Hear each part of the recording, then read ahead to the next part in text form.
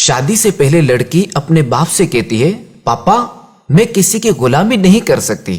باپ جواب دیتا ہے میری بیٹی کوئی کسی کی غلامی نہیں کرتا، سب اپنے اپنے حصے کا کام کرتے ہیں۔ جو کام عورتوں کے ہیں وہ عورتیں کرتی ہیں اور جو کام مردوں کے ہیں وہ مرد کرتے ہیں، اور یوں ہی مل جل کر گزارا ہوتا ہے۔ شادی کے بعد وہی لڑکی اپنے شوہر سے کہتی ہے میں کھانا گرم نہیں کروں گی۔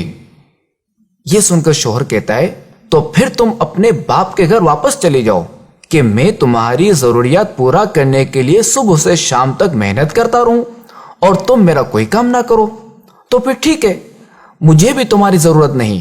طلاق کے بعد وہ لڑکی اپنے بھائی کے یہاں آ جاتی ہے، لیکن کچھ دنوں بعد بھائی اپنی اسی بہن سے کہتا ہے دیکھو میری بہن، میں اب فیملی والا ہو گیا ہوں، میری بیوی تمہیں اب مزید برداشت نہیں کر سکتی، لہذا تم اپنا کہیں اور بندوبست کر لو۔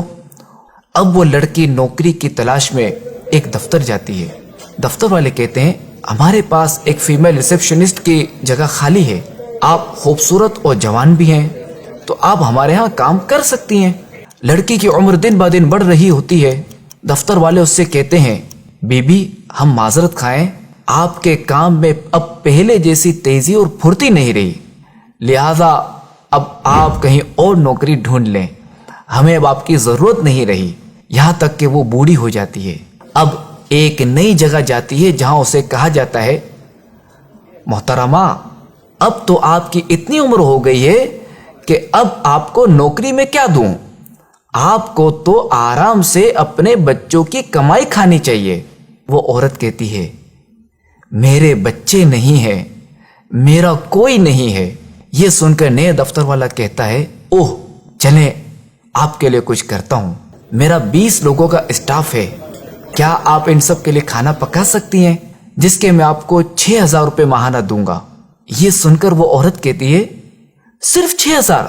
تو نیو دفتر والا جواب دیتا ہے کہ میں جانتا ہوں کہ ان 6000 میں آپ کی ضرورت پوری نہیں ہوگی، مگر کیا کروں میں مجبور ہوں، میرے پاس اس سے زیادہ کی گنجائش بھی نہیں ہے۔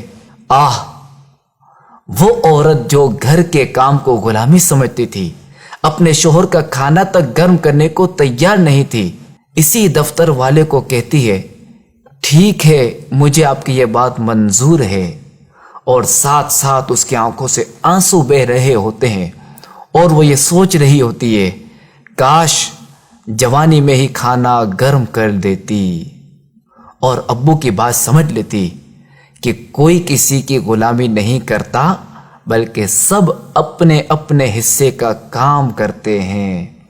مشہور کہاوت ہے نا کہ میاں بیوی گاڑی کے 2 پہیے کی طرح ہوتے ہیں، اگر ایک پہیہ خراب ہو جائے تو گاڑی کا چلنا ممکن نہیں رہتا۔ تو شادی ایک مضبوط بندھن ہے، مگر اس قدر مضبوط بندھن انتہائی نازک ڈور سے بندھا ہوا ہے، اور یہ ڈور کسی ایک کی کوتاہی، جلد بازی اور بے وقوفی سے ٹوٹ بھی سکتی ہے۔ لہذا اس رشتے کو پروان چڑھانے کے لیے اعتماد، سچائی اور دیانتداری بہت ہی ضروری ہے۔ لہذا ایک دوسرے کا خیال، صبر و تحمل اور قوت برداشت سے ہی اس رشتے کو نبھایا جا سکتا ہے۔